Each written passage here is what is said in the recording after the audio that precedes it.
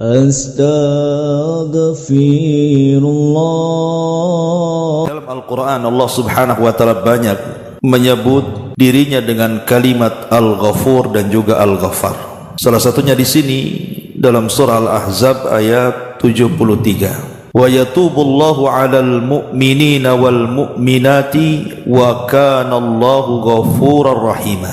Dan Allah subhanahu wa ta'ala menerima taubatnya orang-orang yang beriman, laki-laki dan perempuan, dan Allah Maha Pengampun lagi Maha Penyayang. Kemudian dalam surah Al-Fat ayat 14, yaghfiru liman yasha wa yu'adzibu man yasha wa kana Allahu ghafuran rahima. Dia memberi ampunan kepada siapa yang dikehendakinya dan mengazab siapa yang dikehendakinya, dan Allah Maha Pengampun lagi Maha Penyayang. Di sini Allah sebut kalimat Ghafur, atau terkadang Allah subhanahu wa ta'ala menyebut kalimat Ghaffar, seperti dalam surah Thaha ayat 82, wa inni la ghaffarun liman taba wa amana wa amila salihan thumma ihtada. Dan sesungguhnya aku Maha Pengampun bagi orang-orang yang bertobat, beriman, beramal saleh, kemudian tetap di jalan yang benar. Dan banyak lagi di dalam Al-Quran nama-nama Allah yang menunjukkan Allah itu Al-Ghafur dan Al-Ghaffar. Lalu apa bedanya Ghafur dengan Ghaffar ini? Padahal secara makna dalam bahasa Indonesia sama aja, Maha Pengampun. Tapi dalam bahasa Arab berbeda makna Al-Ghaffar dengan Al-Ghafur. Apa bedanya? Para ulama mengatakan kalimat Al-Ghaffar itu lebih tinggi dibandingkan Al-Ghafur. Karena Al-Ghafur itu artinya Allah subhanahu wa ta'ala mengampuni dosa yang besar. Sementara Al-Ghaffar itu mengampuni dosa-dosa yang banyak. Jadi bedanya hanya di kalimat besar dan banyak. Saya ulangi bahwa Al-Ghaffar itu lebih umum dibandingkan Al-Ghafur. Karena Al-Ghafur itu artinya Allah mengampuni dosa-dosa hambanya, baik yang kecil ataupun yang besar. Tapi kalau sudah Al-Ghaffar, artinya Allah mengampuni dosa-dosa yang banyak sekali. Walaupun seorang hamba dipenuhi dengan dosa dalam kehidupannya, kalau dia datang menghadap Allah meminta ampun, maka Allah akan ampuni dosa-dosanya. Inilah makna Al-Ghafur dan Al-Ghaffar. Adapun asal daripada kalimat Al-Ghafur atau Al-Ghaffar sendiri, ulama mengatakan makna daripada Al-Ghafur Al-Ghaffar secara bahasa itu artinya at-taghtiyatu was-sitru. At-taghtiyah was-sitru artinya menutup. Apa yang dimaksud menutup di sini? Artinya Allah Subhanahu wa taala satiru lidzunubi ibadihi, menutup dosa-dosa hambanya. Ma'asyiral muslimin wal muslimat rahimani wa rahimakumullah. Kita bersyukur kepada Allah subhanahu wa ta'ala, kita ini memiliki Rabb yang setiap hari membuka tangannya untuk keampunan kita. Dosa yang kita lakukan di malam hari, Allah beri kesempatan bertobat di siang hari. Dosa yang kita lakukan di siang hari, Allah beri kesempatan untuk bertobat di malam hari. Bahkan secara khusus Allah subhanahu wa ta'ala turun ke langit dunia sepertiga malam, dan itu setiap hari. Kemudian Allah subhanahu wa ta'ala berfirman, man yad'uni fa'astajibala wa man yas'aluni fa'u'tiyah wa man yastaghfiruni fa'aghfiralah. Siapa yang berdoa aku kabulkan, siapa yang minta aku kasih, dan siapa yang minta ampun ku ampuni dosa-dosanya. Itu setiap malam. Artinya Allah tidak berkehendak ada hamba-hambanya yang terus bergelimang dengan dosa. Dikasih kesempatan setiap hari, bahkan setiap waktu dan detik kita diberikan kesempatan. Dan ini karunia Allah subhanahu wa ta'ala yang sangat besar. Lah di antara bentuk ampunan Allah subhanahu wa ta'ala kepada kita, bahwa Allah itu zat yang maha pengampun walaupun kita di atas dosa, adalah Allah subhanahu wa ta'ala menutupi dosa-dosa kita. Coba anda bayangkan, kalau seandainya Allah subhanahu wa ta'ala membuat dosa yang kita lakukan itu ada bekasnya, entah berupa bau, entah berupa warna, entah berupa catatan, atau mungkin ada suara gaib dan mengatakan si fulan sedang berdosa.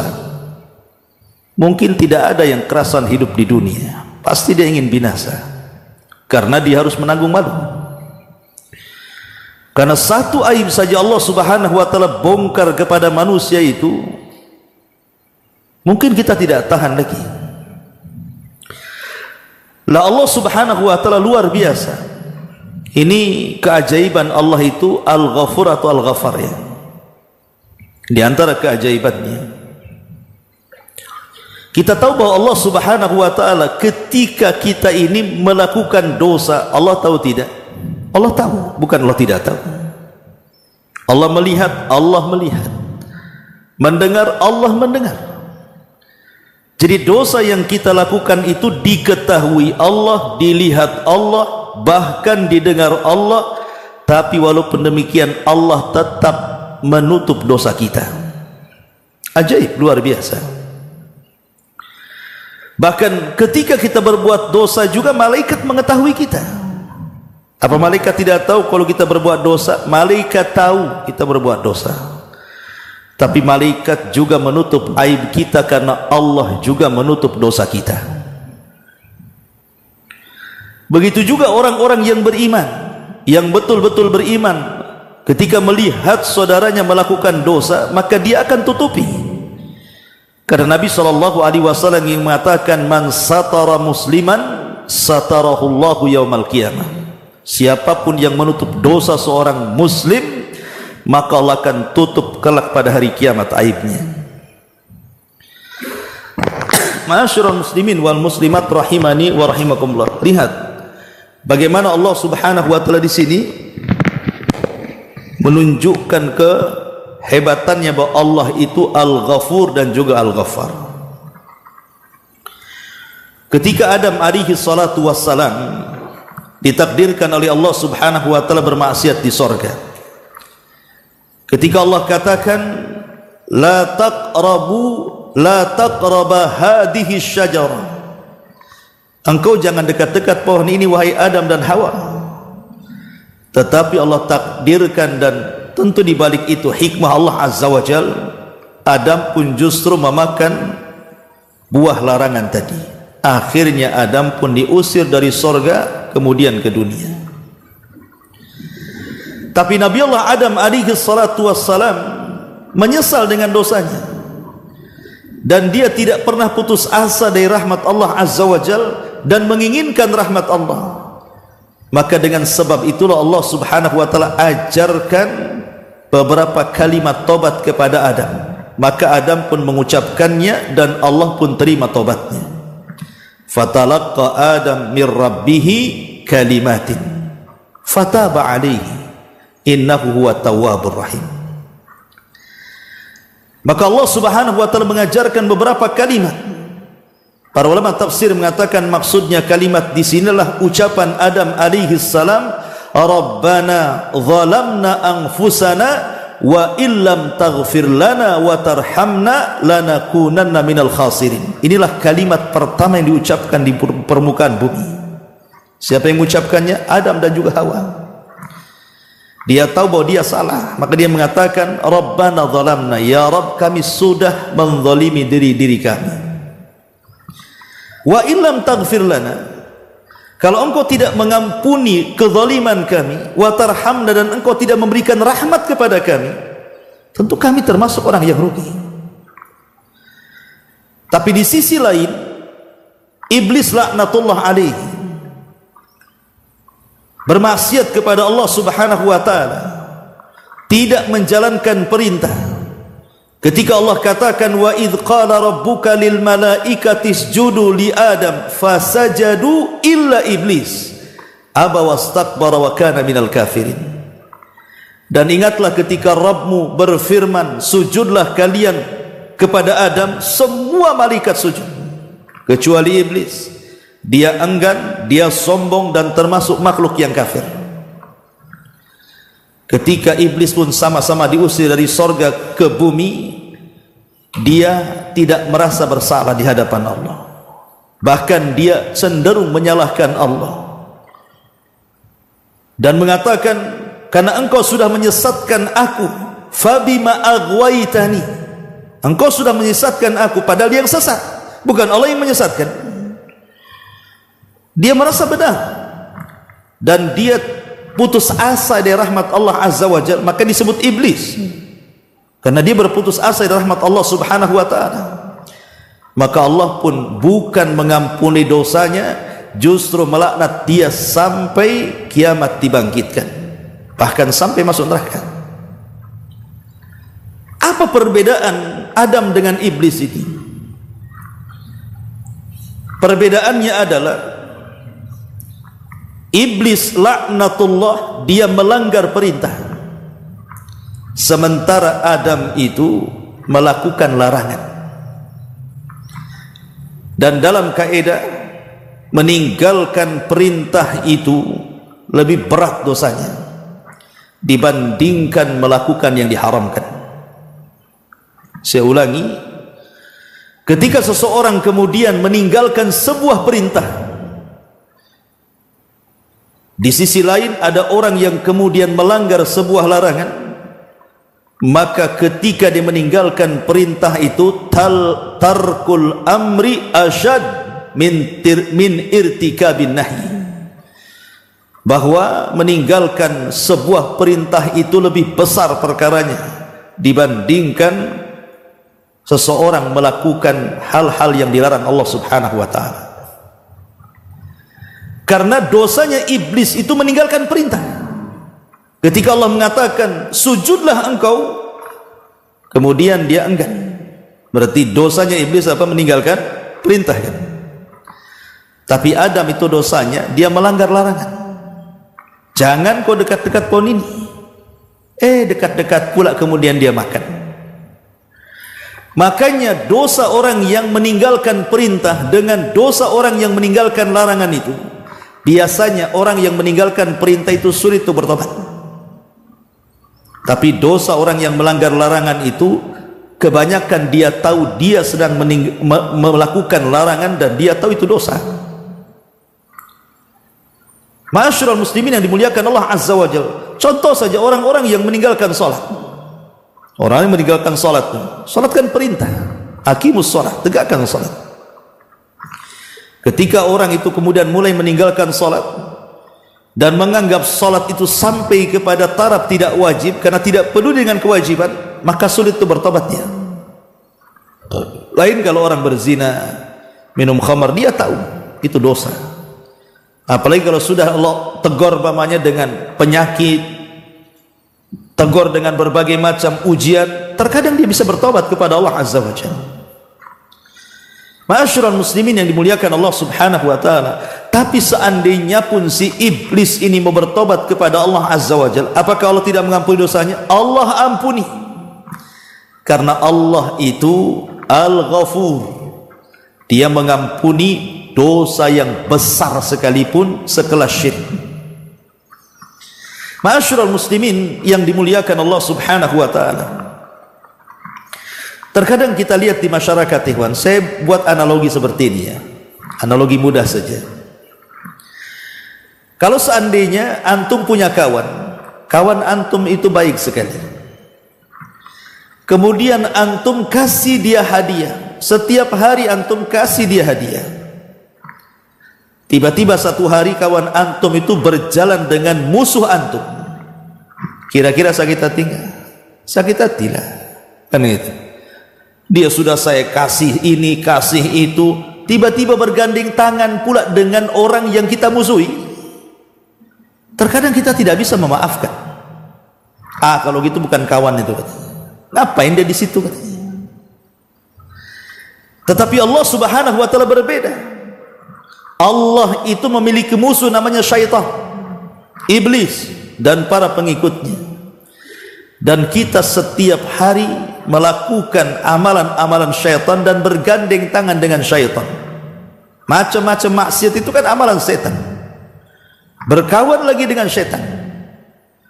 Tapi Allah Subhanahu wa taala tetap menutupi dosa kita dengan ampunannya. Itulah bedanya Allah dengan kita. Makanya dia itu selain daripada Al-Ghafur, mengampuni dosa yang sangat besar, juga dia Al-Ghaffar, mengampuni dosa yang banyak ya. Dan itu bentuk luasnya rahmat Allah Subhanahu wa taala kepada kita sebagai makhluknya. Baik Sedikit kita bentangkan. Ma'asyiral muslimin yang dimuliakan Allah Subhanahu wa taala. Tentu sering saya ulang-ulang, apabila kita ini mempelajari nama-nama dan sifat Allah Azza wa Jalla, yang paling penting itu bukan hanya sekedar menghafal Al-Ghafur, Al-Ghaffar, Al-Afu, At-Tawwab dan begitu seterusnya, tapi ada asar keimanan bagi kita ini. Apa sih asar imaniyahnya? Ketika kita mengetahui bahwa Allah itu Al-Ghafur, Allah itu Al-Ghaffar, apa pengaruh imannya kepada kita? Ini yang paling penting dalam bab mempelajari nama dan sifat bagi Allah. Ma'asyiral muslimin yang dimuliakan Allah Subhanahu wa taala, yang pertama di antara asar imaniyahnya bahwa Allah Subhanahu wa taala Al-Ghaffar dan juga Al-Ghafur adalah al-iktsar minal istighfar. Berarti kalau Allah itu zat yang maha pengampun dari dosa yang besar ataupun yang banyak, maka perbanyaklah istighfar kepada Allah Subhanahu wa taala. Minta kepada Allah agar dosa-dosa kita ini senantiasa ditutupi di dunia, dan minta kepada Allah juga agar dosa-dosa kita tidak diazab di akhirat. Itulah makna istighfar.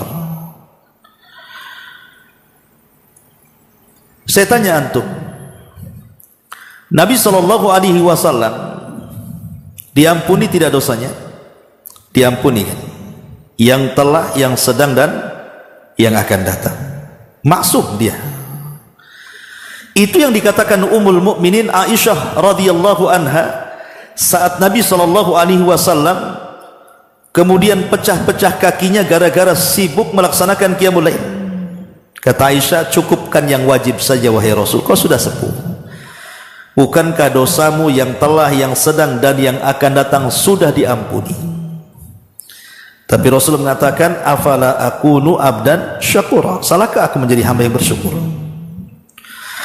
Walaupun Nabi SAW dosanya sudah diampuni, yang sedang, yang telah ataupun yang akan datang, tapi lihat bagaimana Allah Subhanahu wa taala berfirman dalam surah An-Nasr. Dalam surah An-Nasr, idza jaa nasrullahi wal fath wa ra'aitan nas yadkhuluna fi dinillahi afwaja fasabbih bihamdi rabbika wastaghfir. Di sini ada kalimat apa? Wastaghfir. Allah memerintahkan Nabi SAW untuk banyak istighfar, padahal Allah sudah mengampuni dosanya yang telah, yang sedang dan yang akan datang. Inna fatahna laka fatham mubina liyaghfira laka ma taqaddam. Di sini ada kalimat liyaghfira laka ma taqaddam, tapi di ayat yang lain Allah mengatakan fasabbih bihamdi rabbika wastaghfir. Di satu sisi Allah sudah mengampuni dosa-dosa Nabi kita, tapi di ayat yang lain Allah perintahkan dia untuk istighfar. Itu Nabi. Harusnya kita yang tidak ada jaminan bahwa kita diampuni dosanya yang telah, yang sedang dan yang akan datang, harus lagi terkhitab dengan ayat wastaghfir di sini. Banyak-banyaklah beristighfar. Makanya Nabi SAW mempraktekkan perintah Allah Subhanahu wa taala, setiap hari dia beristighfar paling sedikit 70 kali sampai 100 kali. Itu yang dilakukan Nabi SAW. Kenapa? Apa faedahnya? Ikhwan, namanya Nabi juga manusia, sama dengan kita. Makanya ketika kita bersyahadat itu kan Abdullahi wa Rasul, hamba Allah dan Rasulnya. Dia seorang hamba sama dengan kita, tapi dia beda dengan kita karena dia Rasul. Abdun fala yu'bad wa Rasulun fala yukadzab. Dia seorang hamba, jangan disembah, dan dia seorang Rasul, jangan didustakan. Artinya yang namanya hamba, artinya kan masih manusia juga sama dengan kita. Yang namanya Nabi itu masih manusia, pastilah ada kekurangan-kekurangannya. Kalau dosa besar mustahil Rasul melakukan dosa besar, tapi kalau dosa kecil terjadi khilaf ulama. Artinya sekelas Nabi SAW terkadang juga jatuh kepada kekeliruan. Ketika Abdullah ibn Ummi Maktum radhiyallahu an hendak masuk Islam, Nabi sibuk menghadapi para pembesar Quraisy. Kemudian Nabi pun bermuka masam kepada orang yang mau masuk Islam. Coba bayangkan. Kemudian berpaling pula tetap menghadapkan wajahnya kepada pembesar Quraisy, sampai Allah turunkan ayat abasa wa tawalla an ja'ahul a'ma. Dia bermuka masam dan berpaling ketika datang orang buta, maksudnya Abdullah ibn Ummi Maktum. Maka Allah turunkan ayat abasa wa tawalla menegur Nabi kan. Artinya sekelas seorang Nabi saja dia tidak sempurna, ada kekurangannya kan. Tapi kekurangan Nabi itu langsung diperbaiki Allah. Lah sebagai bentuk kekurangan, maka Nabi mengajarkan dia senantiasa istighfar untuk menutupi kekurangannya. Makanya kemudian Nabi SAW sampai mengajarkan zikir ba'da salat, zikir setelah salat. Apa yang kita baca pertama kali setelah salam ke kiri ke kanan? Astaghfirullahaladzim wa atubu ilaih. 3 kali paling sedikit. Sebagian syurahul hadis ketika memberikan faedah kenapa setelah solat kita dianjurkan dalam wirid solat kita membaca istighfar 3 kali sebelum kita ini bertasbih, bertakbir, bertahmid dan bertahlil dan wirid-wirid yang lainnya, karena istighfar itulah yang menembel kekurangan-kekurangan solat. Sehebat apapun manusia solat itu pasti ada kekurangan. Tidak ada manusia yang solat sempurna, pasti ada kekurangan. Lah kekurangan itulah ditembel dengan istighfar, ditembel dengan solat-solat sunnah, ditembel dengan sujud sahwi, ya kan. Ma'asyiral muslimin yang dimuliakan Allah Azza wa Jalla. Makanya kenapa kemudian asar daripada nama Al-Ghafur atau Al-Ghaffar di sini, bahwa kita disuruh untuk mudawamatul istighfar, senantiasa dan terus menerus mengucapkan istighfar. Kemudian yang kedua, ma'asyiral muslimin yang dimuliakan Allah Azza wa Jalla, apakah semata-mata istighfar itu lantas Allah Subhanahu wa ta'ala mengampuni dosa kita? Rupanya tidak. Karena istighfar itu akan percuma kalau kita melakukan dosa yang tidak akan pernah diampuni oleh Allah Subhanahu wa ta'ala. Apa itu? Kesyirikan. Makanya kalau antum membaca tentang Sayyidul Istighfar, pemimpinnya istighfar, Allahumma anta rabbi la ilaha illa an, lihat permulaannya. Ini Sayyidul Istighfar namanya kan, pemimpinnya, penghulunya istighfar. Bayangkan dalam permulaan penghulunya istighfar, Allah Subhanahu Rasulullah SAW mengajarkan kepada kita, Allahumma anta rabbi la ilaha illa anta. Dimulai dengan tauhid, dimulai dengan tauhid. Sayyidul Istighfar itu dimulai dengan tauhid. Bahkan 7 kata dalam Sayyidul Istighfar itu semua bicara tauhid. Kenapa demikian? Karena istighfar itu akan percuma kalau dia tidak bertauhid. Makanya Allah mengatakan fa'lam annahu la ilaha illallah wastaghfir lidzambik. Fa'lam, ketahuilah, ilmu ini fil amr, bahwa dia Tuhan kita itu tidak ada sembahan yang berhak disembah kecuali Allah. Baru kemudian Allah mengatakan apa? Wastaghfir lidzambik, baru mintalah akan dosa-dosamu. Berarti kalau kita meminta ampun akan dosa-dosa kita, tapi dalam waktu yang sama kita melakukan kesyirikan, percumalah kita ini meminta ampun, nggak ada gunanya. Dari sini kita tahu pentingnya tauhid dalam istighfar itu, pentingnya tauhid dalam istighfar. Karena tidak akan manfaat istighfar kalau tidak bertauhid. Antum tiap malam astagfirullahaladzim, tapi antum datang ke dukun, masih nyimpan tangkal, jimat, kelenik, datang ke kuburan, minta sana, minta sini, percuma kita istighfar ini. Maka istighfar itu akan manfaat ma'at tauhid, kalau disertakan dengan tauhid. Ma'asyiral muslimin wal muslimat rahimani wa rahimakumullah. Kemudian yang kedua dari athar istighfar sini, al-wa'yu bi ahammiyati at-taghafuri bainana. Pentingnya kita ini memperhatikan, karena Allah itu Ghafur, Dia mudah mengampuni hamba-hambanya. Dan kita tahu bahwa Al-Ghafur atau Al-Ghaffar ini dari nama-nama Allah Al-Jamil. Nama Allah itu ada macam-macam kan, salah satunya Ismullah Al-Jamil, ada Ismullah Al-Jalal. Lah Al-Ghafur, Al-Ghaffar ini di antara nama-nama Allah Al-Jamil, yang indah. Dan kalau kita bermuamalah dengan nama-nama Allah yang indah, apa yang harus kita lakukan? Kita harus menirunya. Tashabbahu bi asma'illah.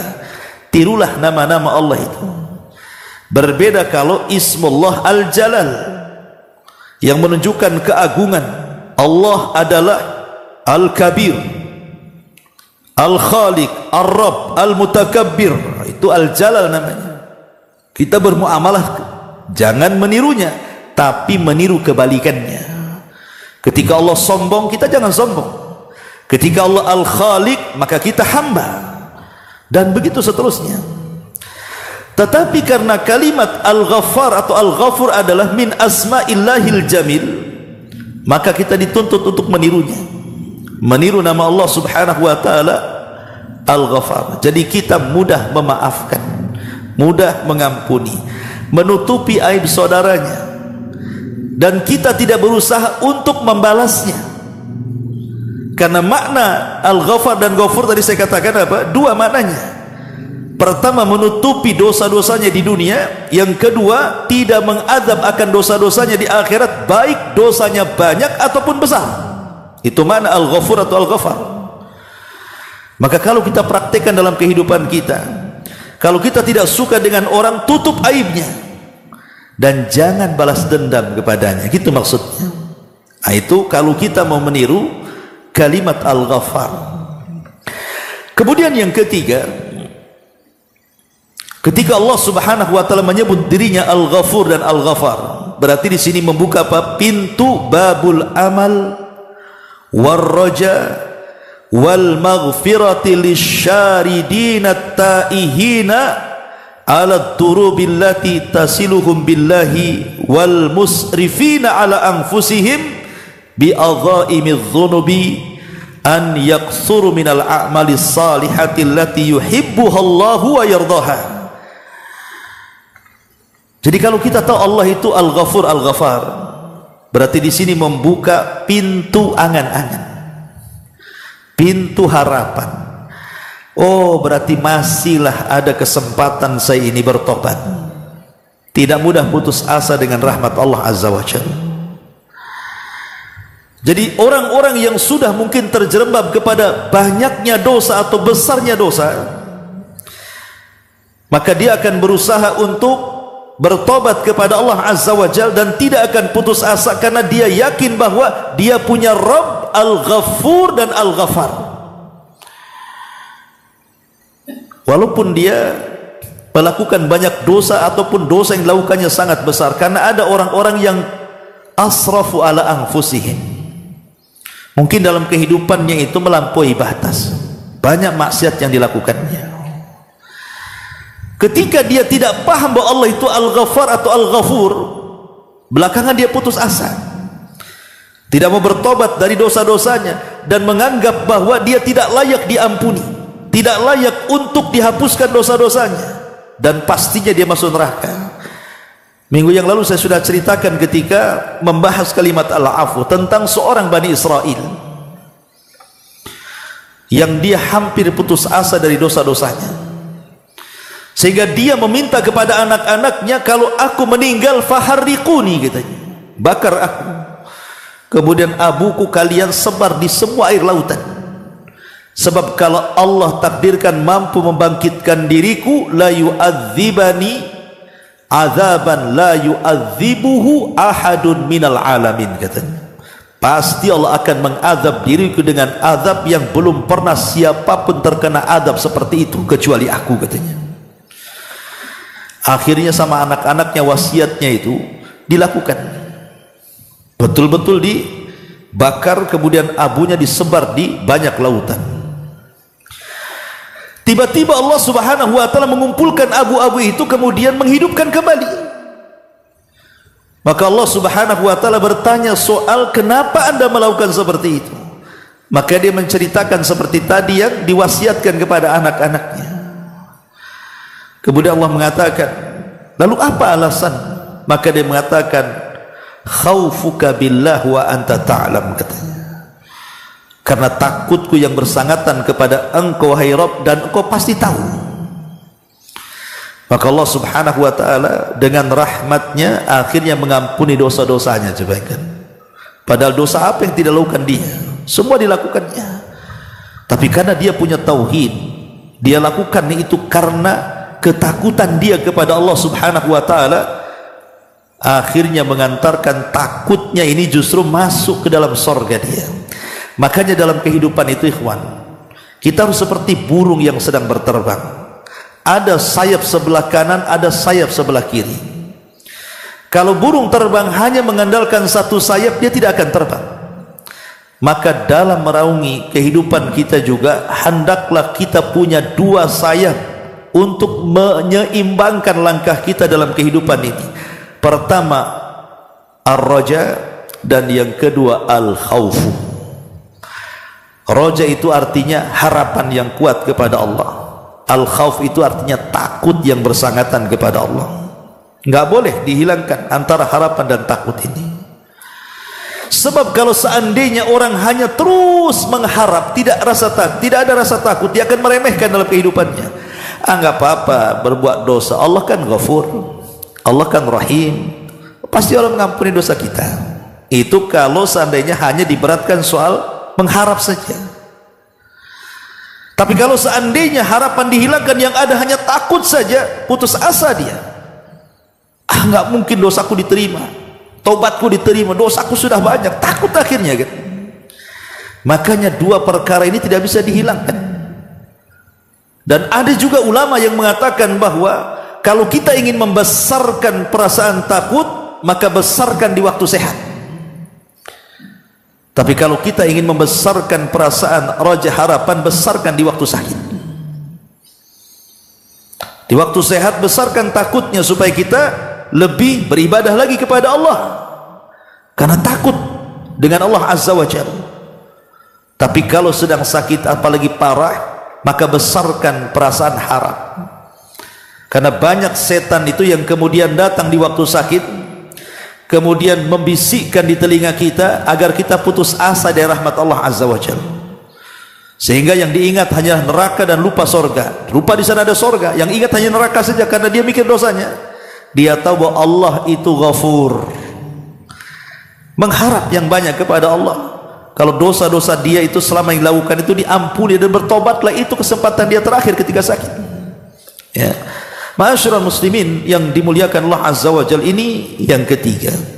Kemudian yang keempat, hati-hati minal ightirari bimaghfiratillah wal israf fi al ma'asi. Jadi yahdhar minal ightirari bimaghfiratillahi ta'ala wal israfi fil ma'asi, wa yahdhar min an yaghliba raja'al insani billah al khawfu minhu, fa hadha madhmumun 'ala al itraq. Ini saya sudah jelaskan tadi, hati-hati, jangan terperdaya dengan kalimat Allah itu Al-Ghaffar dan Al-Ghafur saja. Akhirnya kemudian dia pun tenggelam dalam kemaksiatan kepada Allah dengan harapan kan Allah Maha Pengampun. Kalau ampuni pasti diampuni kok. Kenapa demikian? Karena perasaan roja dengan khauf itu harus diseimbangkan. Kemudian yang nomor 5, diantaranya juga si'atu rahmatillah, bahwa dengan mengenal kalimat Al-Ghafur, Al-Ghaffar itu berarti rahmat Allah itu luas sekali. sangat luas sekali. Sampai-sampai di sini juga muallif hafizahullah taala mencantumkan sebuah hadis. Hadis kursi Allah Subhanahu wa taala berfirman, "Ya ibna Adam, innaka ma da'awtani wa rajautani ghafartu laka ala ma kana fika wa la ubali." Ya ibna Adam, law balagat tunubuka anana as-sama thumma astaghfartani ghafartu laka wa la ubali. Ya ibna Adam, innaka law ataitani bi qurabil ardi khataya thumma lakitani la tusyrik bi syai'an la ataituka bi qurabiha maghfiratan. Wahai anak Adam, sungguh jika engkau berdoa dan berharap kepadaku, maka aku akan mengampuni dirimu bagaimanapun dosamu, dan aku tidak peduli. Wahai anak Adam, seandainya dosa-dosamu sampai ke atas langit sekalipun, kemudian engkau meminta ampunan kepadaku, maka aku akan ampuni dirimu dan aku tidak peduli. Wahai anak Adam, seandainya dirimu datang kepadaku dengan membawa kesalahan sebesar bumi sekalipun, kemudian engkau mendatangiku dalam keadaan tidak menyekutukan aku, maka aku akan datang kepadamu dengan ampunan sebesar bumi pula. Lihat bagaimana rahmat Allah yang luas di sini.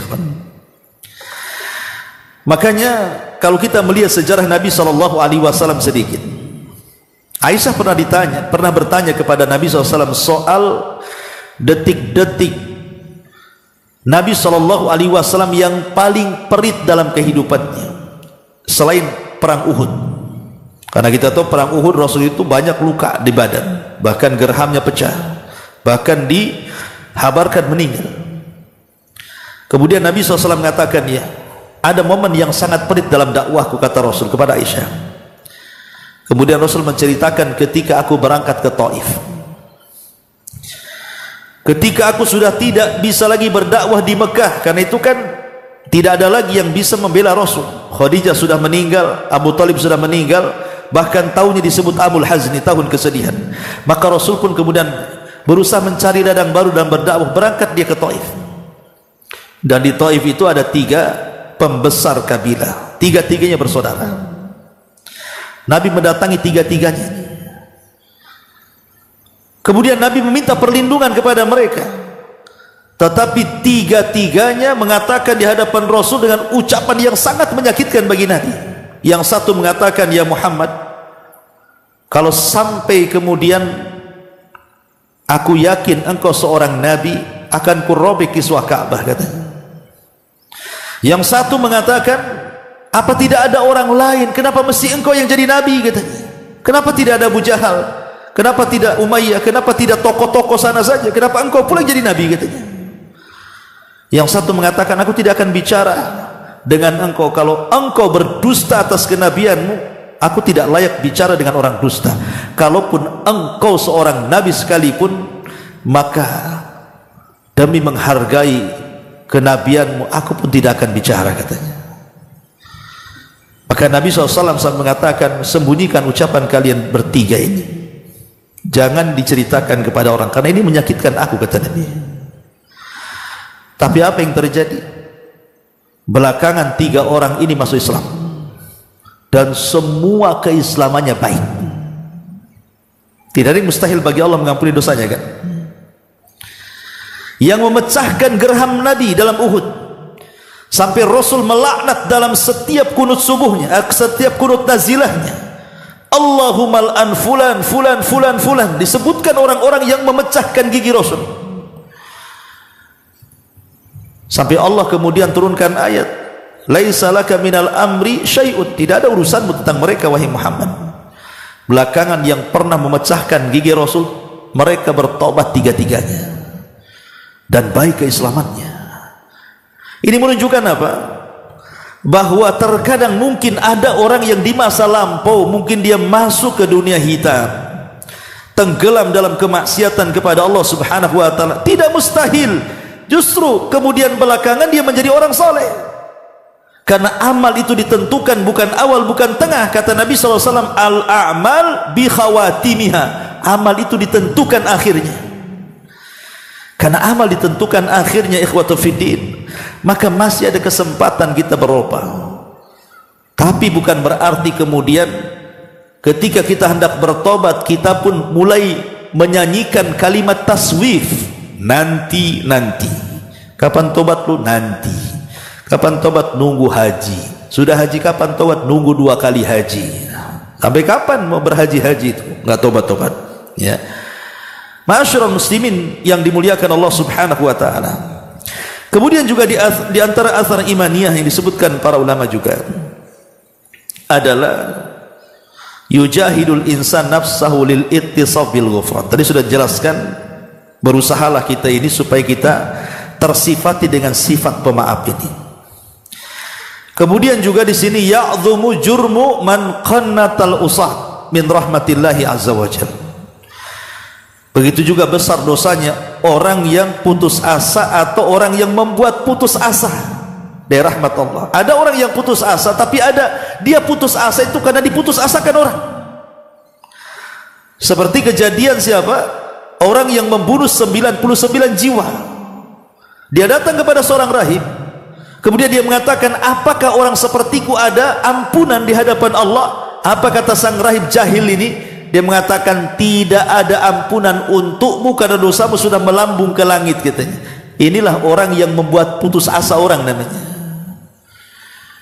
Jangan sampai membuat putus asa orang, atau jangan sampai kemudian kita putus asa, karena putus asa itu lebih besar dosanya dibandingkan dosanya sendiri. Namanya orang ini banyak melakukan zina, maksiat, judi, khamr, macam-macam dia lakukan, akhirnya dia putus asa. Lah, putus asa itu lebih besar dosanya dibandingkan zina dia, dibandingkan khamr dia, dibandingkan dia membunuh orang, dan begitu seterusnya. Kenapa? Karena putus asa itulah yang menghalangi orang tobat masalahnya. Itulah yang makanya kenapa kemudian putus asa itu lebih besar dosanya dibandingkan dosa itu sendiri, kan? Karena yang menghalangi tobat itu bukan dosanya, tapi yang menghalangi tobat itu putus asanya.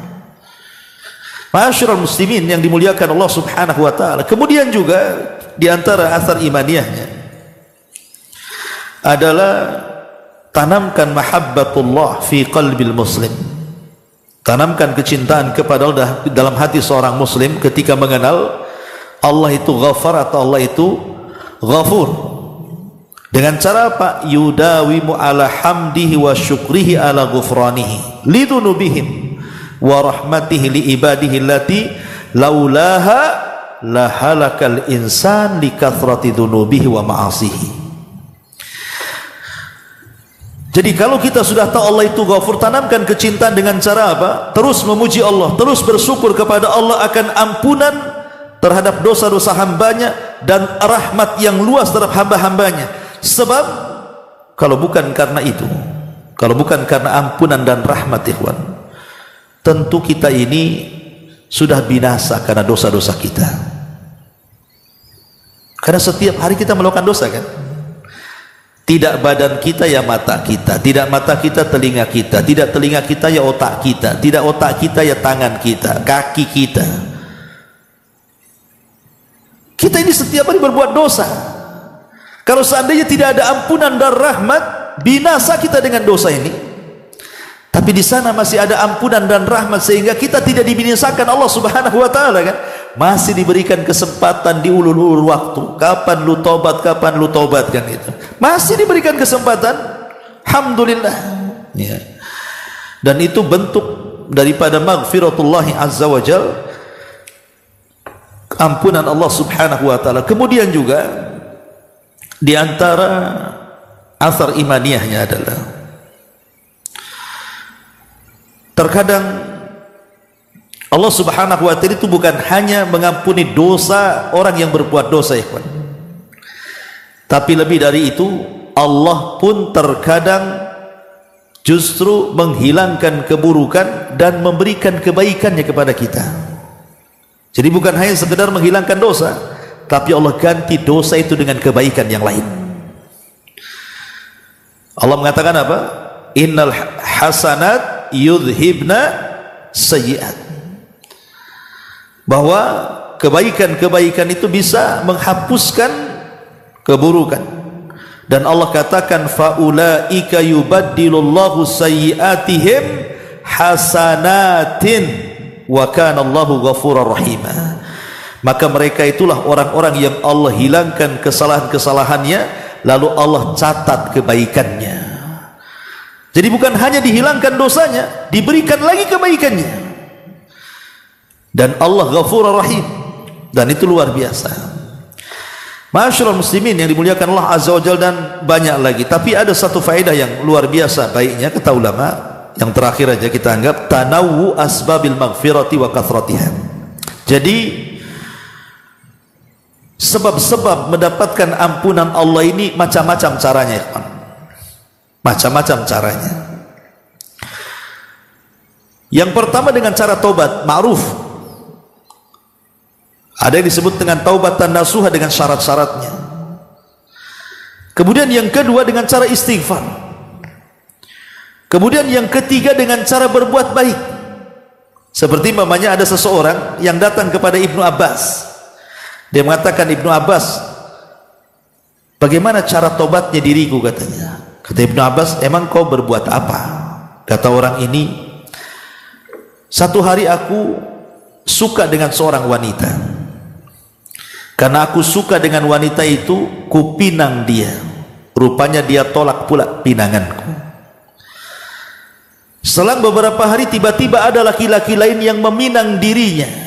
Rupanya diterima pula pinangannya. Sakit hatilah aku, ku bunuh wanita itu, katanya.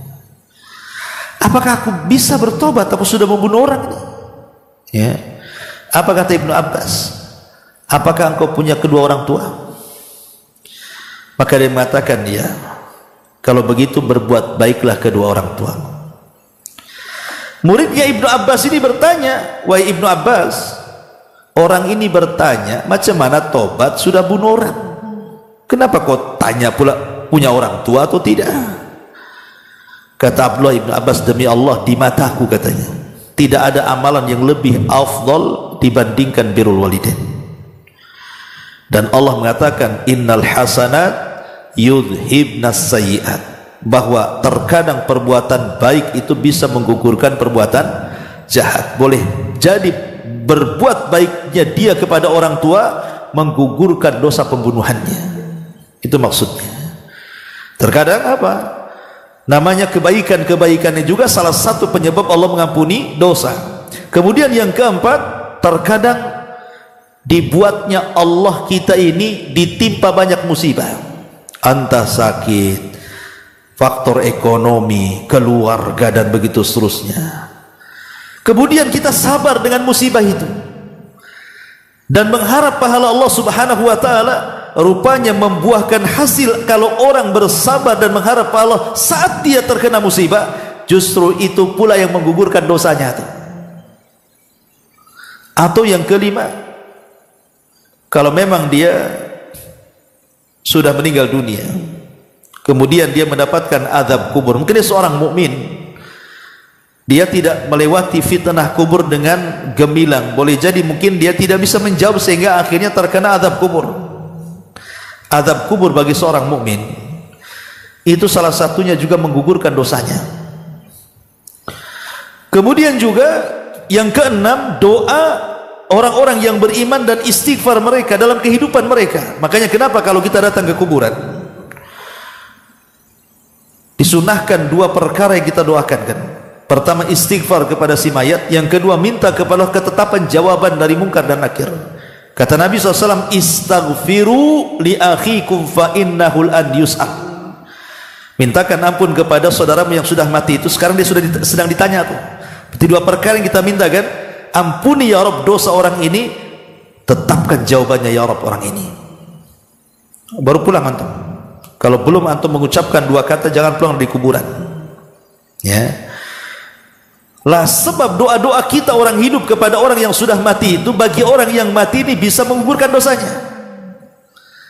Ini yang keenam. Yang ketujuh, ataupun semasa hidup dia, mungkin dia banyak melakukan amal-amal yang bermanfaat bagi kehidupannya. Mungkin dia bersedekah, akhirnya sedekahnya jariah seperti wakaf, atau mungkin dia berdakwah kepada orang, akhirnya yang sadar mengembangkan dakwahnya, ataupun mungkin dia punya anak yang soleh kemudian mendoakan orang tuanya, maka itu juga salah satu yang menggugurkan dosa kita dalam kuburannya. Ataupun yang kedelapan, ahwalu yaum al-qiyamah wasyadaidah, saat hari kiamat dengan kengeriannya pada hari kiamat di padang mahsyar itu, kemudian dia melalui tahapan demi tahapan gitu ya, dari peristiwa-peristiwa hari kiamat itu, maka itu pun salah satu penggugur dosa kalau dia seorang yang beriman. Kemudian yang nomor 9, saat dia berada di padang mahsyar, kemudian datang syafaat dari para malaikat, syafaat dari para nabi, syafaat dari para syuhada, syafaat dari orang-orang saleh, syafaat dari anak kepada orang tuanya, syafaat dari teman-teman yang baik, maka syafaat juga bisa menggugurkan dosanya. Kemudian yang nomor 9 atau yang nomor 10, ataupun rahmat Allah subhanahu wa ta'ala. Memang dia tidak dapat syafaat, tapi dia dapat rahmat Allah subhanahu wa ta'ala. Lah itu macam-macam ampunan Allah subhanahu wa ta'ala yang bisa menggugurkan dosa-dosa kita. Dan pembahasan yang terakhir adalah beberapa perkara dari amal soleh yang bisa menggugurkan dosa selain daripada tobatnya. Saya baca saja secara singkat. Pertama, keislaman. Kalau orang mu'alaf masuk Islam, apa kata Rasul? Al-Islam yahjubu ma qablah. Dengan masuknya aku ke dalam Islam, berarti dosa sebelum Islam hapus semuanya, mulai dari nol. Yang kedua, ittiba'us sunnah, mengikuti sunnah Nabi. Kata Nabi SAW, kata Allah subhanahu wa ta'ala, qul in kuntum tuhibbunallaha fattabi'uni yuhbibkumullah wa yaghfir lakum dzunubakum. Katakan ya Muhammad, kalau kalian cinta kepada Allah, ikuti aku. Dengan cara mengikutiku, maka Allah cinta kepada kalian dan akan mengampuni dosa kalian. Jadi kalau kita berusaha untuk tamasuk dengan sunnah, terus mengamalkan sunnah Nabi SAW dan benci dengan bid'ah, maka ini alamat Allah akan terus mengampuni dosa kita selama kita berada di atas sunnah itu. Qul in kuntum tuhibbunallah, katakan kalau kalian merasa cinta dengan Allah, cinta dengan Rasulnya. Karena bagaimanapun kita tidak mungkin dianggap cinta kepada Allah kalau tidak cinta dengan Rasulullah. Kata Abdullah ibn Abbas, ada dua perkara tidak boleh tidak dilakukan di 3 ayat dalam Al-Quran. Pertama, perintah salat dan zakat. Aqimus salat wa atuz zakat. Kalau orang yang mendirikan salat tapi bakhil dengan zakat, maka salatnya tidak diterima. Yang kedua, anishkurli wali walidayya. Anishkurli wali walidayya. Bersyukurlah kepada Allah dan orang tua. Walaupun kita sudah bersyukur kepada Allah tapi durhaka dengan orang tua, maka syukurnya ditolak. Dan yang ketiga, ayat tentang ketaatan kepada Allah dan Rasulnya. Atiullah wa ati Rasul. Kita sudah taat kepada Allah, tetapi kita tidak mengikuti Rasulullah, maka ketaatan kepada Allah batal. Karena harus mengikuti Nabi SAW. Cinta kepada Nabi SAW artinya terungkap dalam lisan. Yang kedua, terwujudkan lewat perbuatan. Sebab kalau hanya cinta di lisan, apa bedanya dengan Abu Talib? Dia cinta dengan Nabi. Kata Abu Talib, if'al kul ma syi'ta waf'al ma ahbabta. Ucapkan sesuka hatimu, lakukan sesuai perbuatanmu yang kau cintai, katanya. Aku akan melindunginya. Cinta tidak Abu Talib dengan Rasul? Cinta, tapi hanya sebatas ucapan. Apakah Abu Talib kecintaannya kepada Rasul menjamin dia masuk surga? Tidak, Abu Talib masuk neraka walaupun diringankan azabnya. Atau sebaliknya, memang jasad dia mengikuti sunnah Nabi, mengikuti tuntunan Nabi, tapi tidak ada kecintaan dalam hati dan lisannya, maka percuma. Seperti Abdullah ibn Ubay ibn Salul, tokoh munafik. Dia solat di hadapan Nabi, sedekah di hadapan Nabi, berjihad bersama Nabi. Apakah pengikutan Abdullah ibn Ubay ibn Salul masuk surga? Tidak. Bahkan Allah sediakan satu neraka yang paling dalam. Innal munafikina fi darkil asfali minan nar. Orang munafik sekelas Abdullah ibn Ubay ibn Salul ini ditaruh di intip neraka. Berarti kecintaan kepada Rasul bukan hanya sekedar di lisan, tapi harus ada pengikutan. Ya. Baik. Kemudian syahadatu fi sabilillah, orang yang mati syahid semata-mata keluar ruhnya saja diampuni semua dosanya, kecuali kalau dia punya utang. Kemudian yang nomor 4, salat. Karena salat itu bisa menggugurkan dosa. Seperti Rasul mengatakan, bagaimana pendapatmu kalau di hadapan rumahmu ada sungai, kau mandi 5 kali sehari, pasti bersih kan? Ya, begitu juga salat bisa membersihkan dosamu kalau dilakukan dalam sehari 5 kali, zuhur, asar, maghrib, isya, subuh. Kemudian puasa Ramadan, jelas, man shama ramadanan imanan wa ihtisaban ghufira lahu ma taqaddama min dhanbi. Siapa yang puasa Ramadan penuh dengan iman, mengharap Allah ampuni dosa-dosanya. Kemudian qiyamul lail juga sama, man qama ramadanan imanan wa ihtisaban ghufira lahu ma taqaddama min dhanbi. Orang yang tegak salat malam di bulan Ramadan penuh iman dan mengharap Allah, Allah hapus dosa-dosanya. Kemudian juga menghidupkan malam Lailatul Qadar juga sama, man qama lailatul qadri imanan wa ihtisaban ghufira lahu ma taqaddama min dhanbi. Termasuk zikir setelah salat, maksudnya membaca astagfirullah, astagfirullah, astagfirullah, kemudian disusul dengan tasbih, takbir, tahmid dan tahlil. Maka itu bisa menggugurkan dosa, kata Rasul, wa in kanat mithla zabadil bahri, walaupun dosanya sebanyak buih yang ada di lautan, kalau kita mengamalkan wirid salat itu. Kemudian juga wudu, karena setiap orang berwudu dari setiap tetesan yang keluar dari jari jemarinya akan mengeluarkan dosa. Kemudian salat 2 rakaat setelah wudu juga sama. Kemudian juga banyak langkah ke masjid, karena 1 langkah dicatat pahala, 1 langkah dihapus dosa. Termasuk menunggu salat setelah salat. Kemudian juga sedekah, jelas sedekah. Sedekah itu tudfiul khati'ah kama yudfi'u al-ma'un nar, menghilangkan kesalahan seperti air bisa menghilangkan api. Kemudian juga kalau ketemu kawan musahafah, salaman. Maka selama salaman ini makin lama, maka gugur dosa-dosa kita.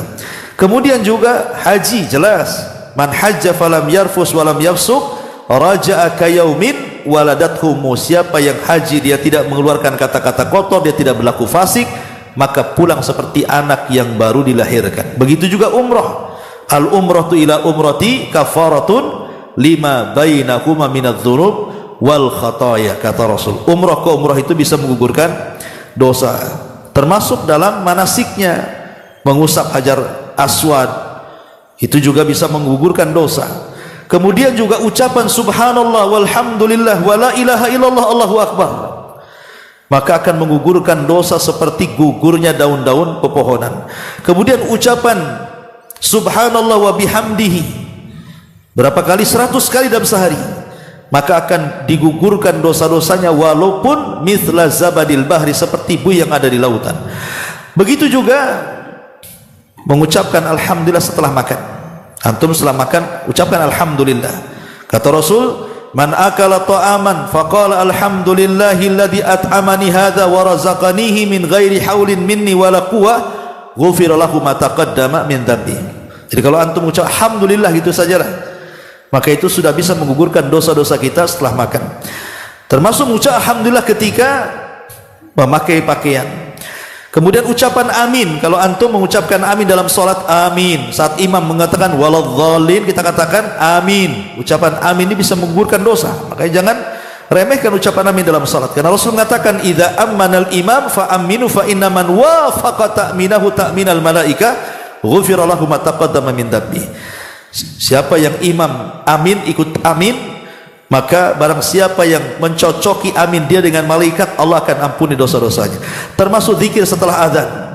Zikir setelah azan, asyhadu an la ilaha illallah wahdahu la syarika lahu wa anna muhammadan abduhu wa rasuluh raditu billahi rabbiya wa bil islami dina wa bi muhammadin nabiyya wa rasulah. Allah ampuni dosa-dosanya, kata Rasul.